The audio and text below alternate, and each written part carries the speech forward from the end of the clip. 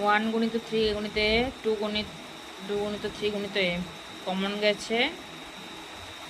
এটা কমন যায়নি মনীষা? এটাও তো কমন গেছে।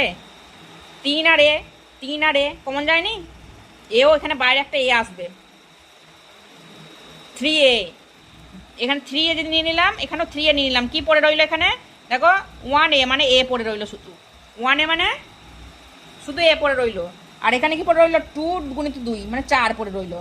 তাহলে এখানে কি উত্তর হবে? কত কমন নেবো? 3a। কি পড়ে থাকবে? এ মাইনাস 2 গুণিত 2 মানে 4। এইটি উত্তর। মনোযোগটা দাও, কি মন যেন সব উড়ো উড়ো। ইলু ছানা।